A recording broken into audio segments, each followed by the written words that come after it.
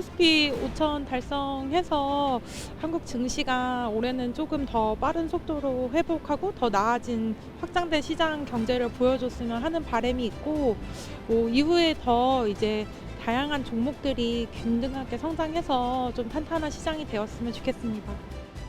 주식이 오른다는 거는 그만큼 저희 증시의 신뢰도가 많이 높아졌다는 거 아니겠습니까? 그래서 경제가 상승하는 만큼 증시도 같이 올라서 국민들이 돈 많이 버셨으면 좋겠습니다.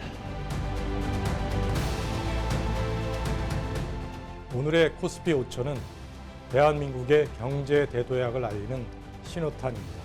금융투자업계는 K자본시장이 국가의 성장 엔진으로 실물 경제와 국민의 삶을 뒷받침하도록 최선을 다하겠습니다.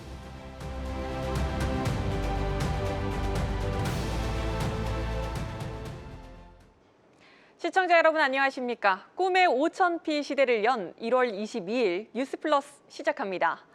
역사적인 날입니다. 드디어 사상 처음으로 코스피 5,000 시대가 개막했습니다. 지난해 10월 4,000피를 돌파한 지 석 달 만에 예상보다 더 빨리 5,000피라는 꿈의 시대를 열게 된 건데요. 새 시대라는 이름에 걸맞게 우리 증시의 대장주 삼성전자는 국내 증시 역사상 처음으로 장중 시가총액 1,000조 원을 기록했고 SK하이닉스도 어느덧 80만 닉스까지 바라보고 있습니다.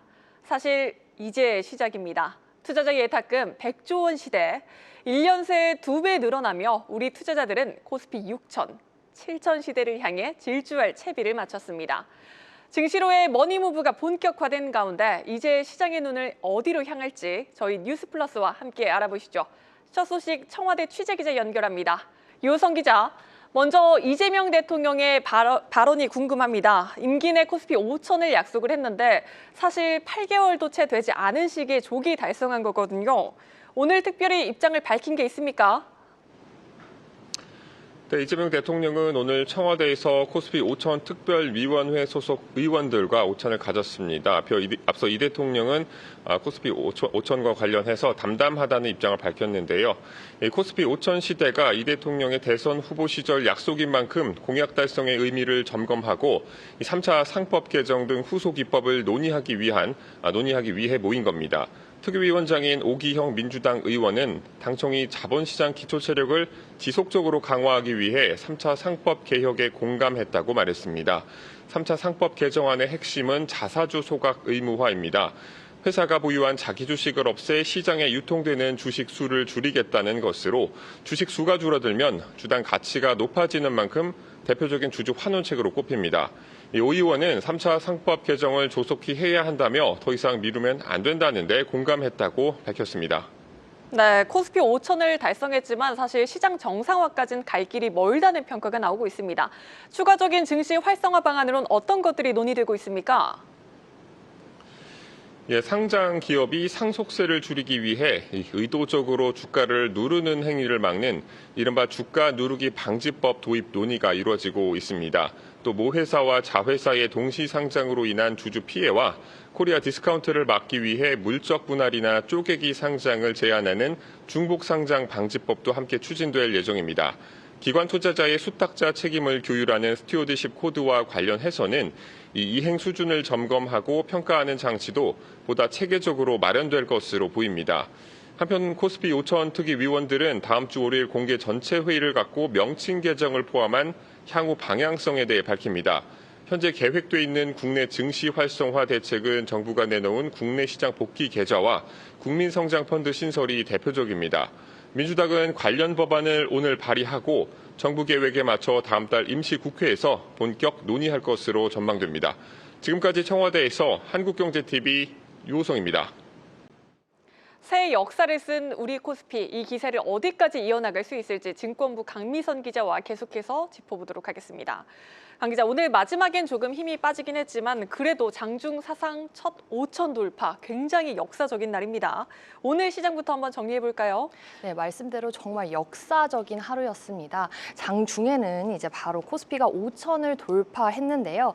개장 직후 미국과 유럽 간 그린란드를 둘러싼 갈등이 완화되면서입니다.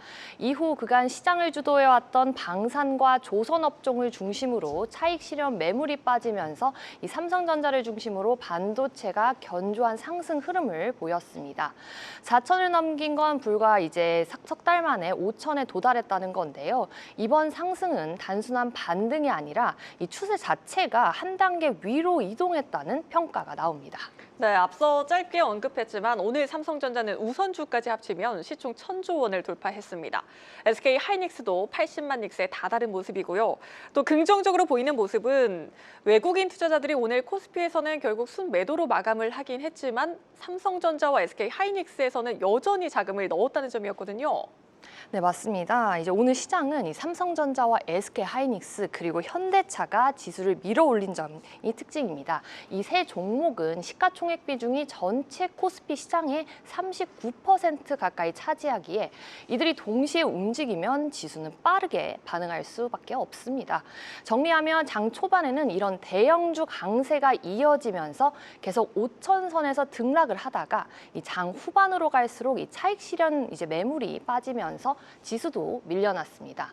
반도체 업종에선 삼성전자와 SK 하이닉스가 장중 3% 안팎의 강세를 보였고요. 특히 삼성전자는 오늘 장중 16만 원을 찍으면서 사상 최고가를 또다시 경신했습니다. 현대차 역시 장중 4% 가까이 오르며 힘을 보탰는데 이 차익 실현 물량이 장 막판에 나오면서 3% 하락 마감했습니다. 마감 기준 개인은 1,500억 원 순 매수를 하면 외국인은 3천억 원, 기관은 1,000억 원 각각 순매도했습니다. 결과적으로 지수는 개인 매수에 힘입어 상승 흐름을 이어갔지만 이 외국인과 기관은 5천 돌파 이후 관망과 차익 실현에 무게를 둔 하루로 평가됩니다. 네, 게다가 현재 증시 대기 자금인 투자자 예탁금도 지난해와 비교해서 2배 가까이 늘어난 상황이라니까 더 상승세에 힘이 붙고 있는 것 같습니다. 네, 맞습니다. 이제 숫자를 보면 흐름이 더 분명해지는데요. 시가총액 먼저 보시면요. 2024년 말 기준 삼성전자 시가총액은 545조 원 수준이었는데 지금은 1,000조 원의 고지를 바라보고 있습니다. SK 하이닉스는 3배 늘어난 550조 원 가까이 커졌고요. 현대차도 2배 가까이 늘었습니다. 대기 자금도 든든하게 뒷받침하고 있습니다. 투자자 예탁금은 1년 전 50조 원 수준에서 지금은 100조 원을 바라보고 있습니다. 신용 융자 잔고도 2배 가까이 늘었고요. 물론 밸류에이션 부담도 있지만 중요한 건 이 실적 기대감이죠. 이익 추정치가 꺾이지 않고 계속 오르고 있다는 점입니다. 즉 지금 상승은 이 돈만 몰린 장이 아니라 실적 기대가 함께 따라 올라오는 장이라는 게 이제 시장의 해석입니다. 네, 오늘 더불어민주당은 6천, 7천 시대를 만들겠다는 포부를 밝혔습니다. 자신감이 붙을 시기이긴 한데 이게 실제로도 가능한 숫자인지 전문가들의 의견도 좀 들어볼까요? 네, 맞습니다. 저희 한국경제TV가 증권사 이제 센터장을 통해서 설문조사를 돌렸는데요. 센터장들은 이 5천선은 출발점이고 앞으로는 속도보다는 체력을 보는 장세로 평가를 하고 있습니다. 대부분이 올해 코스피 상단을 5,200에서 5,600선 정도로 제시를 하고 있고요. 특이한 점은 하단을 굳이 제시하지 않는 곳도 많다는 것입니다. 그만큼 시장을 고점 경계보다는 이 강세장의 연장선으로 보고 있다는 뜻입니다. 시장을 이끄는 거는 이 반도체주가 분명한데요. 이 AI 서버용 메모리 실적이 실제 숫자로 확인되는지도 체크해야 될 포인트로 좀 많이 말씀을 하셨습니다. 여기에 전력, 로봇과 같은 실물 산업을 차기 주도주로 보고 있는데요. 또 환율도 눈여겨볼 필요가 있습니다. 시장에서는 원달러 환율이 당분간 1,400원대로 이제 안으로 움직일 것으로 보고 있는데요. 즉 1,300원대는 아직 이제 보기 어렵다는 겁니다. 다만 국내 자금 유입과 수출 기업 실적 개선 덕분에 이 정도의 변동성은 충분히 견딜 수 있다는 평가가 나옵니다. 네, 여기까지 듣겠습니다. 증권부 강미선 기자였습니다.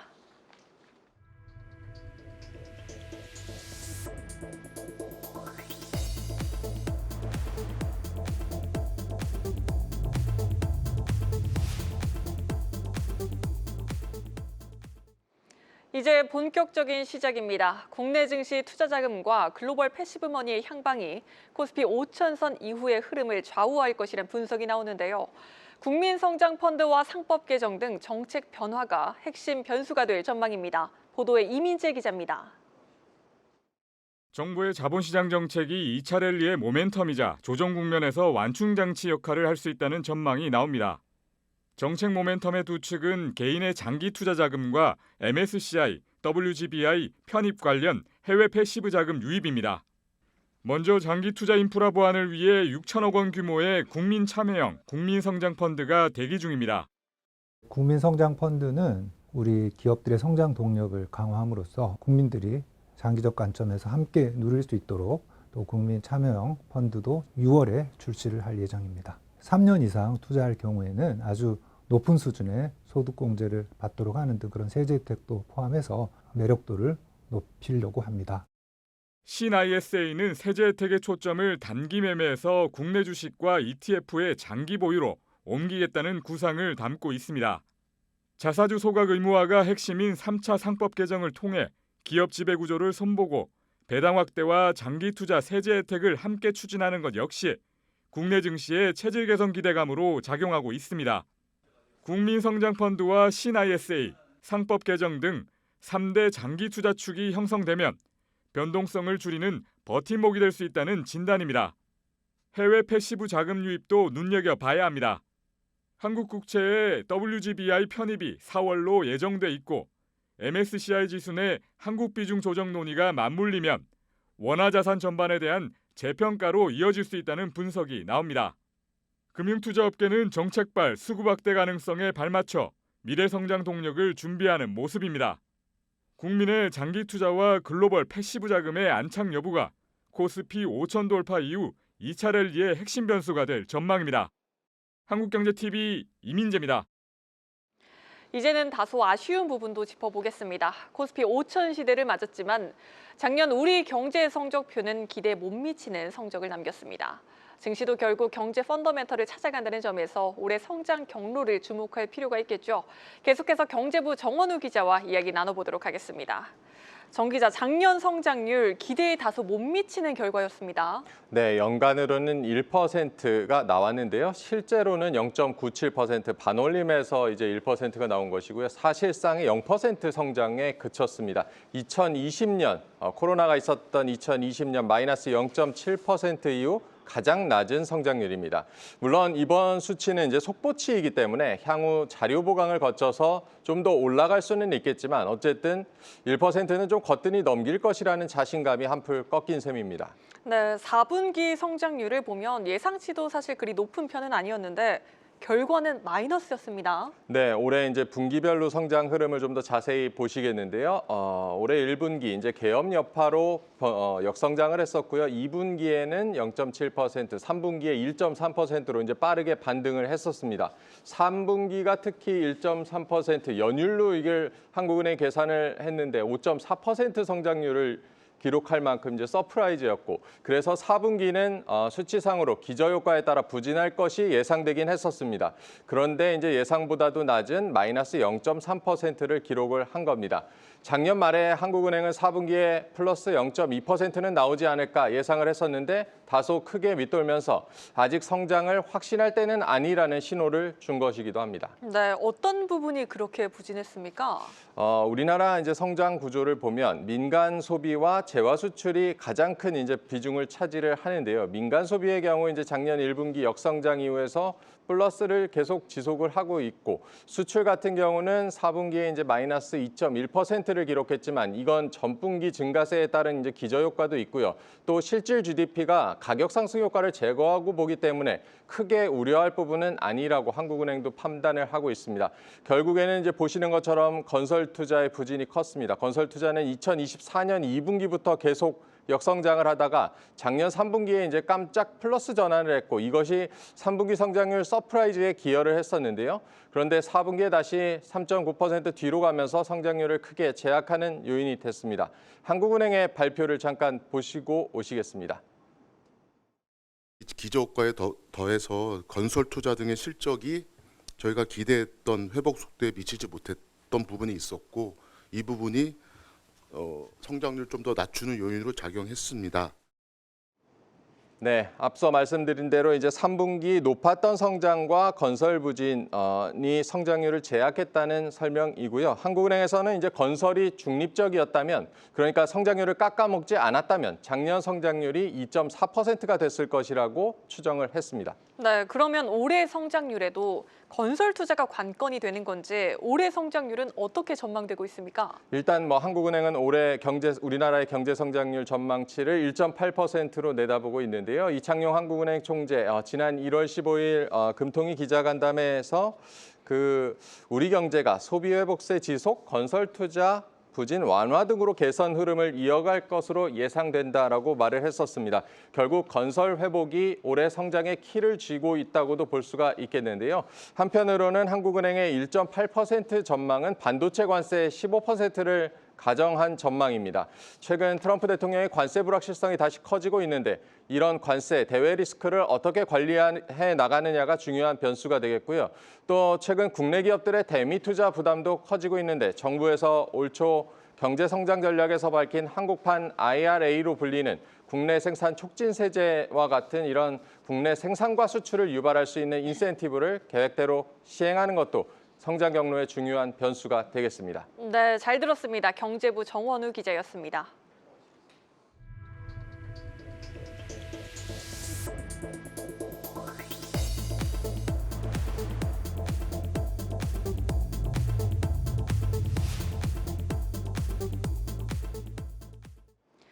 시가총액 1,000조 원 시대를 연 삼성전자, AI 데이터 센터 확산에 따른 메모리 수요로 반도체 가격이 폭등하면서 역대급 실적을 낼 것으로 전망됩니다. 하지만 역설적으로 부품 원가가 치솟자 삼성 스마트폰 사업부는 가격 인상을 막기 위해 중국산 패널과 대만의 칩을 탑재하는 고육지책을 택했습니다. 자세한 내용 산업부 홍원표 기자와 알아보도록 하겠습니다. 홍 기자, 삼성전자가 OLED 패널을 중국에게 받는다고요? 그렇습니다. 삼성이 원가 절감을 위해서 스마트폰에 중국산 OLED 패널을 탑재하기로 했습니다. 3월 출시 예정인 보급형 스마트폰인 갤럭시 A57에 중국의 디스플레이 업체인 CSOT, 차이나스타의 패널을 탑재합니다. 삼성은 주로 이제 삼성 디스플레이의 패널을 넣었었는데 이번에 CSOT와 거래하는 것은 처음입니다. 아무래도 반도체 가격이 폭등하면서 스마트폰 부품 가격도 오르고 있고 그렇기 때문에 이 스마트폰 가격 인상을 막기 위해서 상대적으로 저렴한 중국 회사의 제품을 선택을 한 겁니다. 또 지난주 해외에서 먼저 출시된 갤럭시 A07 5G 모델에는 2년 전에 나온 대만 미디어텍의 칩셋을 그대로 탑재를 했습니다. 삼성이 보급형 스마트폰에는 미디어텍 칩셋을 자주 선택을 했는데 구형 칩을 그대로 넣은 것은 좀 이례적으로 볼 수 있는데 현재 삼성이 중국산 좀 저가 스마트폰 공세의 점유율을 계속 뺏기고 있습니다. 그렇기 때문에 가격에 좀 민감한 저가 라인업에서는 가격 방어를 위해서 고민한 흔적이 드러나는 대목입니다. 3년 전까지만 해도 보급형 스마트폰에는 미국 퀄컴 칩셋을 함께 썼는데 최근에는 가격 경쟁력을 위해서 미디어텍이나 아니면 자체 AP인 엑시노스만 꾸준하게 탑재를 하고 있습니다. 지금까지 알려진 것으로는 미디어텍의 칩셋 비용이 퀄컴 대비해서 한 30% 저렴한 것으로 보입니다. 네, 스마트폰 제조사들은 가격 인상을 최소화하려고 하지만 디램 가격이 워낙 많이 올라서 쉽지 않아 보입니다. 가격이 뛰면 그만큼 소비가 줄어들게 될 텐데 올해 스마트폰 시장 둔화될 것이란 전망이 나오고 있다고요? 그렇습니다. 매년 좀 우상향하던 스마트폰 시장이 올해는 꺾일 것으로 보입니다. 부품 원가 인상으로 이제 스마트폰 가격이 올라서 판매량이 줄어드는 그런 흐름인데 지금 PC와 모바일용 범용 디램인 DDR4 8GB 계약 가격이 지난해 1분기에는 1.8달러였는데 4분기에는 4배 이상 뛴 8.1달러를 기록했습니다. 여기에 올해는 분기마다 3에서 40%씩 더 뛸 것이라는 전망도 나오고 있습니다. 이에 스마트폰 시장이 역성장할 것이라는 보고서가 나왔는데 시장 조사기관 IDC는 전 세계 스마트폰 출하량이 전년 대비 최대 5.2% 감소할 것으로 내다봤습니다. 특히 가격 민감도가 높은 베트남이나 인도 같은 신흥국 시장에서 출하량 감소가 두드러질 가능성이 큽니다. 이 때문에 삼성전자의 모바일 사업부 실적도 둔화될 것으로 보이는데 증권가에서는 올해 삼성전자 모바일 사업부 매출이 122조 원으로 전년 대비 한 5.4% 줄고 영업이익은 12조 4천억 원에서 6조 9천억 원으로 거의 반토막이 날 것으로 내다봤습니다. 아무래도 원가 상승분만큼 가격을 올리지 못해서 이익률이 큰 폭으로 감소할 것이라는 분석입니다. 네, 올해 스마트폰 시장은 원가 상승과 소비 둔화 가능성이 동시에 작용하는 쉽지 않은 국면에 접어든 상황입니다. 이 상황을 타개할 삼성전자의 전략 어떤 건지 궁금하거든요. 네, 일단 보급형 스마트폰에서는 부품 공급을 좀 다변화를 하고 플래그십에서는 엑시노스 탑재를 좀 노리고 있습니다.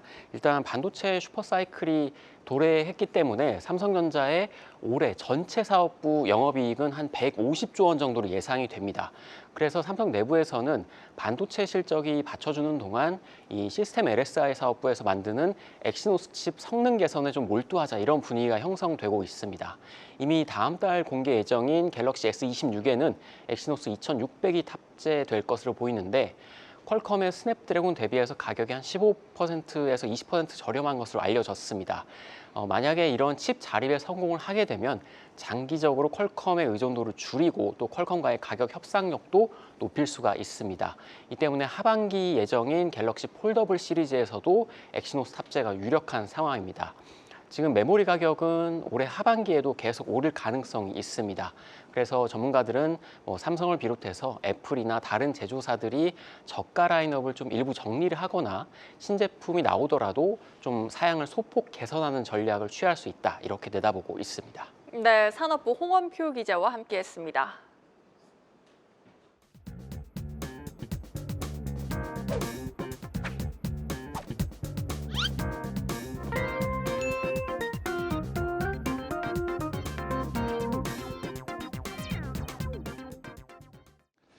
매주 목요일에 만나는 우리 동네 집값 시간입니다.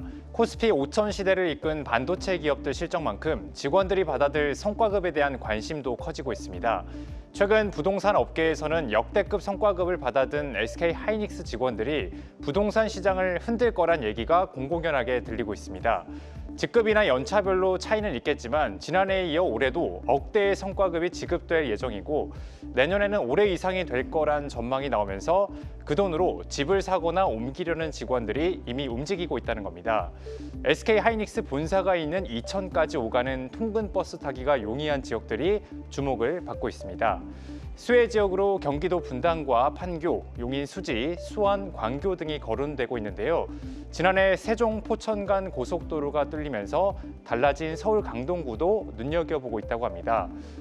한 SK 하이닉스 직원은 세종 포천 고속도로 때문에 통근 시간이 줄고 길이 좋아지면서 지난해 하반기 강동구에 집 샀다는 사람이 많았다고 말했습니다. 특히 6주 연속 전국에서 아파트 값이 가장 많이 오르고 있는 용인 수지에는 확연히 SK 하이닉스 바람이 불고 있습니다. 용인 수지에 있는 한 공인중개업소에 물었더니 하이닉스 직원들이 서로 소개를 해주고 집 보러 온다. 자금 조달 계획서에 성과급이라고 적는 사람도 있었다라는 에피소드를 전했습니다. 우연의 일치인지 SK 하이닉스 바람이 분다는 지역들 모두 지난해 하반기부터 엄청난 상승률을 보이고 있는 지역들입니다. 다시 눈길을 서울로 돌려보겠습니다. 이번 주 서울 아파트값 상승폭이 지난주보다 확연히 더 커졌습니다.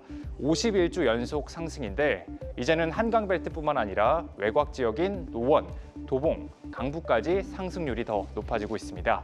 지금까지 뉴스 브리핑이었습니다.